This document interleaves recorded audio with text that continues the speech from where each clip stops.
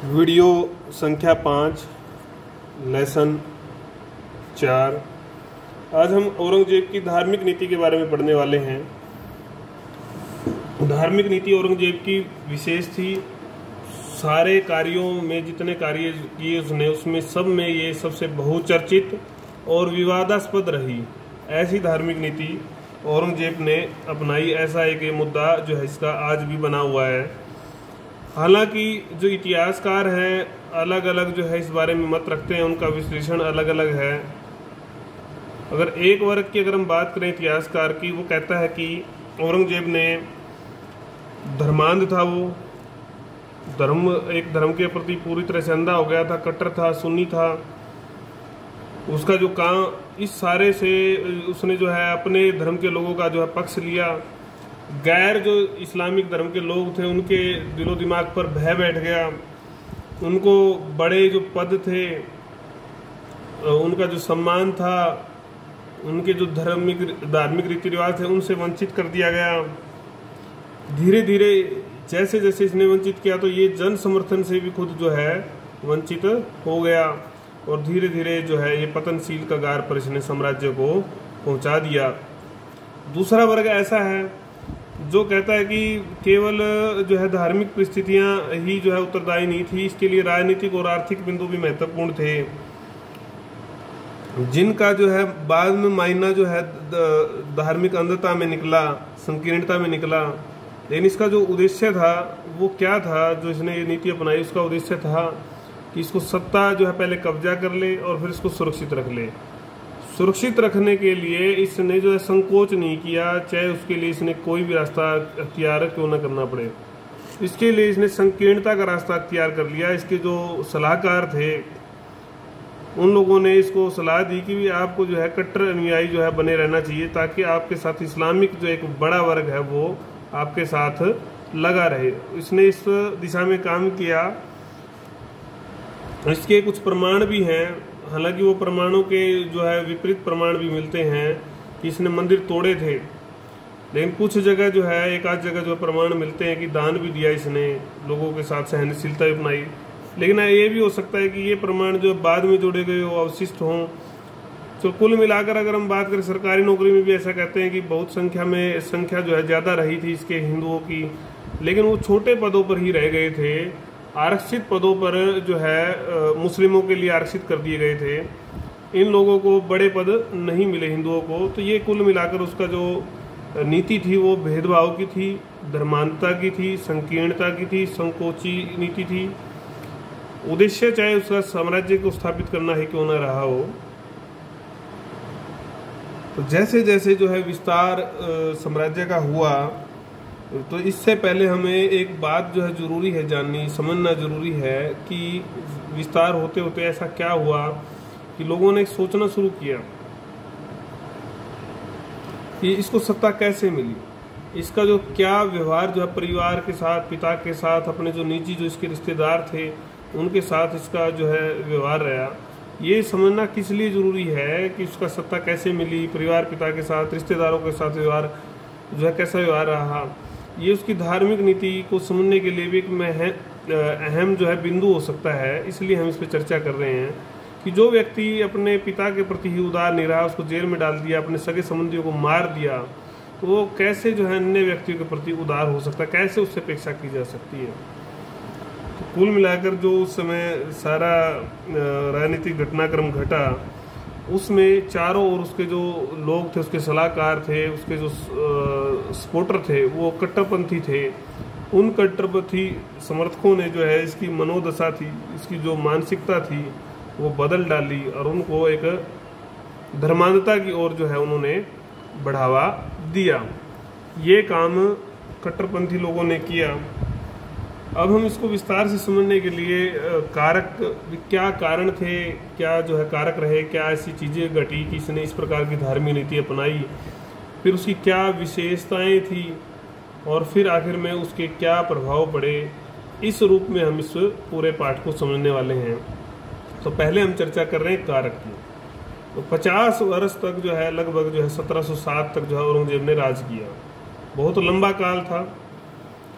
तो उसने जो सत्ता जो कब्जाने के बाद जो है उसका जो ध्येय था वो इस बात पर केंद्रित था, सत्ता का जो केंद्रित उसने विचार किया, पहचान जो बनाई कि वही वो सच्चा अनुयायी है, इस्लाम का जो है पक्का अनुयायी है, इस्लाम को पूरा मानने वाला है।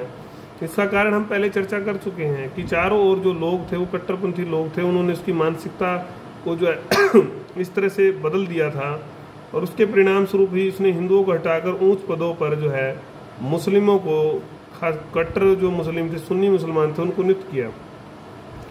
दूसरा जो कारक रहा इस मामले में वो शाहजहां का जो अंतिम काल था, उस समय तक साम्राज्य की आर्थिक स्थिति बिगड़नी जो है शुरू हो चुकी थी। उसके लिए इसने कुछ कदम उठाए। जो कदम इसने उठाए वो राजनीतिक और प्रशासनिक कदम थे। प्रशासनिक कदम उठाने में कैसे जो है वो धार्मिक जो है इसके विरुद्ध पड़े। जो काम किए इसने कि मैं जो है कर लगा देता हूँ, धार्मिक कर भी इसने लगाए तो कि उससे राजस्व बढ़ जाएगा, लेकिन राजस्व तो बढ़ना अलग बात थी, उससे लोग खिलाफ हो गए, विरोध में हो गए और इसको धर्मांध मानने लगे। और भी कई काम थे इसने, जैसे पदों पर इसका जो है अलग कारण था, ये सोचता था कि ये ज़्यादा निष्ठावान रहेंगे, मुस्लिम जो लोग हैं समाज के प्रति ज़्यादा निष्ठावान रहेंगे, लेकिन ऐसा ना होकर अयोग्य व्यक्ति जो है शासन में आ गए। इसके परिणाम भी साम्राज्य को जो है बाद में भुगतने पड़े। शाहजहां की काल की अगर दरबारी परिस्थितियों की अगर हम बात करें, पहले पॉइंट्स के रूप में हम इसको विशेष रूप से देखेंगे कि ऐसी क्या दरबारी परिस्थितियां थी कि जिसने बाद में जो है औरंगजेब की धार्मिक नीति तय करने में योगदान दिया। दरबारी जो तत्व थे शाहजहां के काल में, उदारवादी लोग भी दरबार में बैठते थे और नरमवादी भी, नरमपंथी लोग भी, मतलब शिया सुन्नी या उदार विचारों के, हिंदू विचारों के। तो दो गुट विशेष रूप से थे, एक दारा का गुट था, एक औरंगजेब का गुट था। तो इन दोनों गुटों में जो मतलब दारा को ऐसा माना जाता था कि भी ये अकबर से भी जो है सुलझा हुआ उदार शासक है। तो जो कुलीन लोग थे, कुलीन जो अच्छे लोग थे या हिंदू लोग थे दरबार में, वो लोग जो है इसकी आज्ञाओं को महत्व देते थे कि दारा जो कह रहा है वो ठीक है। दारा का वो सोचते थे कि भी दारा जो है सम्राट बने, जबकि जो औरंगजेब था वो कट्टर था, सुन्नी था, योग्यता और कूटनीति में तो वो दारा से आगे था। चरमपंथी जो लोग थे, इस्लाम के जो मानने वाले थे, कट्टर उलेमा जो लोग थे, वो ये आशा करते थे कि एक दिन जो है औरंगजेब सम्राट बनेगा। और औरंगजेब ने भी अपना गुट बरकरार रखने के लिए जो है उनको ज़्यादा महत्व देता, उनके विचारों के अनुसार वो चलता, काम करता, क्योंकि उसको जो है और विकल्प नहीं था। अगर वो उदार बनने की कोशिश करता, उदार गुट तो जो है पहले से ही जो है हथियाया हुआ था, तो अब उसके पास एक ही विकल्प बचता था कि वो कट्टर लोगों के साथ मिलकर जो है सत्ता पर अपना अधिकार के लिए जो अपना दावा जो है पेश करे। तो इस सारे में उसकी मानसिकता लगातार जो है कट्टर वाली बनती गई और उसको जो है वहाँ से वो नहीं निकल सका और आखिर में वो धर्मांध बन गया। वो ऐसी गलत नीतियाँ अपनाने पर मजबूर हुआ जिसने बाद में साम्राज्य का पतन किया। उत्तराधिकार का युद्ध। अब जो ये हमने कहा कि गुटबाजी थी दरबार में, इस प्रकार की परिस्थितियाँ थी, तो 1657 में चारों पुत्रों में जो है ताजपोशी के लिए जो युद्ध छिड़ गया। वास्तव में अगर हम बात करें तो ये युद्ध दो लोगों के बीच में ही था, औरंगजेब और दारा के बीच में। तो इसमें उनको लगता था कि जो जीतेगा वो ताज पहनेगा और जो हारेगा वो मौत जो है उसको आएगी, मतलब उसको मृत्यु के घाट जो है उसको उतार दिया जाएगा। तो दारा और औरंगजेब ने अपनी पूर्ण शक्ति, पूर्ण संसाधन, अपने जितने जो उनके सपोर्टर थे वो सब इस काम में लगा दिए। वास्तव में अगर हम बात करें तो ये दो विचारधारा का था, इसीलिए तो लोगों ने पूरे साधन संसाधन लगाए, खूब लोगों ने, और लोगों ने भी तो काफ़ी जोर लगाया। ये दो विचारधाराओं का आंदोलन था, मतलब संघर्ष था, लड़ाई थी कि भाई हिंदू विचारधारा रहेगी या मुस्लिम विचारधारा रहेगी। हिंदू तो नहीं कह सकते हम उसको वैसे पूरी तरह से, उदारवादी विचारधारा कह सकते हैं, जिसमें शिया लोग भी साथ थे। तो भरपूर शक्ति का उपयोग जो है एक दूसरे के विरोध में किया। दारा का जो उदारवादी या हिंदू, दारा के पक्ष में जो लोग थे वो उदारवादी या हिंदू बहुल पक्ष के जो लोग थे उन लोगों ने अपना प्रयास किया। औरंगजेब के पक्ष के लोग थे जो कट्टरपंथी लोग थे, उलेमा थे, इस्लाम के जो अनुयायी थे, उन सब लोग ने जो है औरंगजेब को जो है स्वीकारा और औरंगजेब ने भी उनकी बातों को स्वीकारा और आखिर में कट्टरपंथ की जीत हुई या औरंगजेब के जो है पक्ष में जो है जीत हुई, तो औरंगजेब ने जो है शासन संभाल लिया। अब इनके कारण से ही जो है शासन मिला था, कट्टरपंथी लोगों के कारण से, तो औरंगजेब ने उनको ऊंचे पद दिया, जो भी जितना वो सम्मान दे सकता था सम्मान दिया, उन सबको सम्मान देकर उनको सलाहकार नियुक्त किया और उन सलाहकारों की ही बातें वो मानता, जैसे उनकी इच्छा होती वैसा ही काम औरंगजेब करता जाता। इस तरह से जो कट्टर लोग थे, कट्टरपंथी लोगों का जो समूह था, वो जो है औरंगजेब की दिशा बदलने में कामयाब रहा। कुल मिलाकर उसकी मानसिकता जो है धर्मांध की, संकीर्णता की उन लोगों ने बना दी कि हमारा धर्म ही श्रेष्ठ है, बाकी धर्म श्रेष्ठ नहीं है। जबकि दारा तो हमारे उपनिषदों में, हमारे हिंदू धर्म के जो सिद्धांत थे, सर्वधर्म समभाव के, सब लोगों की उन्नति के, उनमें विश्वास रखता था, लेकिन औरंगजेब में वो बात नहीं थी। तीसरा बिंदु अब हम अध्ययन करेंगे, वो है वैधानिकता का प्रश्न। वैधानिकता का प्रश्न जो है कैसे आया, आखिर क्या जो है मतलब प्रश्न क्यों उठा। जब जीत लिया, जीत तो लिया, युद्ध जीत लिया उत्तराधिकार का औरंगजेब ने, उनको जो है बाकी जो बचे थे उसके संबंधी उनको मौत के घाट में उतार दिया, लेकिन इस सारे से कुछ परिस्थितियां ऐसी पैदा हो गई जिनमें औरंगजेब फंस गया। उसके पास कोई जवाब नहीं था कि लोग उससे पूछते, मतलब समाज में बात तो चलती है, पूछने की तो कौन हिम्मत करता था। तो जब वो बातें उसके जासूसों के माध्यम तक उसके पास पहुंचती, या कुछ लोगों ने बात उठाई भी होगी उस समय कि भी पिता जीवित है, जब पिता जीवित है तो पिता ये ऐसा व्यवहार कैसे कर सकता है उनके साथ, और उनके कैसे जो है शासक बन सकता है, क्योंकि पिता जीवित है, उत्तराधिकार उसने इसको सौंपा नहीं है, और पिता को इसने जेल में क्यों डाल दिया। ये सारे प्रश्न जो है उठने लगे, तो उसके पास कोई जवाब नहीं था। उस समय कट्टरपंथी लोगों ने इसका साथ दिया। उन लोगों ने कहा कि ये जो है राज्य की जो अनुकूल परिस्थितियां हैं उसके अनुरूप जो है निर्णय लिए गए हैं, तो ये धर्म के विरुद्ध नहीं है, धर्म के पक्ष में ये निर्णय हैं जो औरंगजेब के हैं। उन्होंने जो है सलाह दी, उसको औरंगजेब ने मान लिया और अपने आप को इन्हीं सिद्धांतों के अनुरूप जो है उसने ढाल लिया, सारे राज्य को भी ढाल लिया, स्वयं को भी ढाल लिया। खुतबा पढ़ा उसने और अपने आप को दिखाया कि भी मैं न्याय संगत जो है सम्राट हूँ, मैंने धर्म विरोध कोई काम नहीं किया है, बल्कि धर्म के प्रति, इस्लाम के प्रति मेरा झुकाव है। उसने अपने आप को अति आदर्शवादी दिखाने के लिए जो भी वो इस्लामिक नियम थे उन सबको अपना लिया था। कट्टरपंथी लोगों ने यहीं जो है चाटुकारिता नहीं छोड़ी, यहीं अपनी जो है दिखावा नहीं छोड़ा। उन्होंने यहाँ तक कि औरंगजेब को जिंदा पीर बोलना जो है, कहना जो है शुरू कर दिया था, यहाँ तक वो इस चीज को ले गए। तो ये तीसरा बिंदु हमने पढ़ा।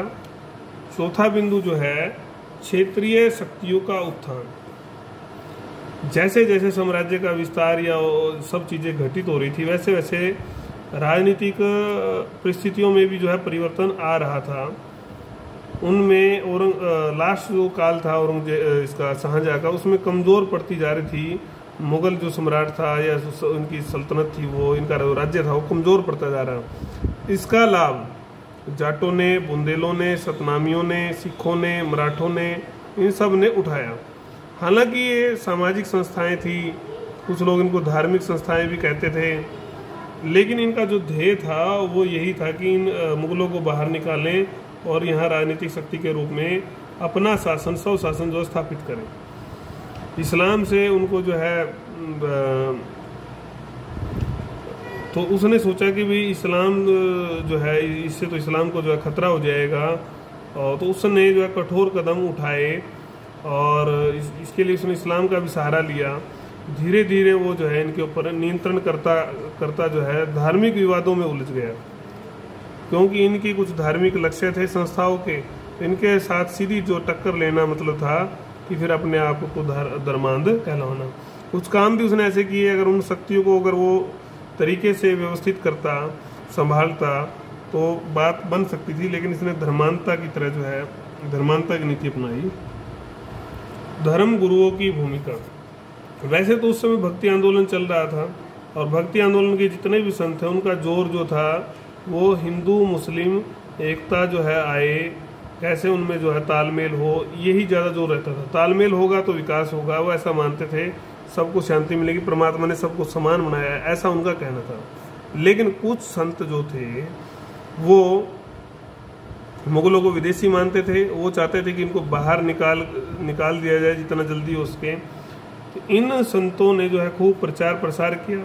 स्थानीय जो जनता थी उनमें धीरे धीरे इनका प्रभाव बढ़ने लगा।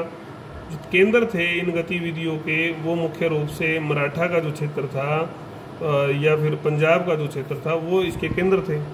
इस जनाधार से औरंगजेब धीरे धीरे जो है काफ़ी दुखी हो गया कि इससे तो हमारी मुगल सत्ता है उसको एक खतरा पैदा हो गया। तो उसने इनके विरुद्ध जो है कार्रवाई का जो है निर्णय जो है फिर ले लिया। इस सारे से फिर धर्म गुरुओं से या धार्मिक नेताओं से BCD जो है टक्कर ली तो फिर वो काम भी करने पड़े ऐसे इसको कठोर कार्य, उन कठोर कार्यों से ये फिर धर्मांध कहलाए। तो ये कुल मिलाकर हमने अभी तक 5 बिंदु पढ़े हैं जिनमें हमने अकबर की धार्मिक नीति के कारक किन किन कारणों से जो है उसने ऐसी नीति अपनाई। उसके बाद हम राजनीतिक संतुलन का बिगड़ना, धर्म का दुरुपयोग, आर्थिक कारण और औरंगजेब का व्यक्तित्व, 4 बिंदु अगर हम पढ़ेंगे साथ में तो फिर हमारे जो कारक हैं वो पूरे हो जाएंगे। उसके बाद विशेषता, तो ये अगली वीडियो में हम पढ़ेंगे 4 कारक और विशेषताएं।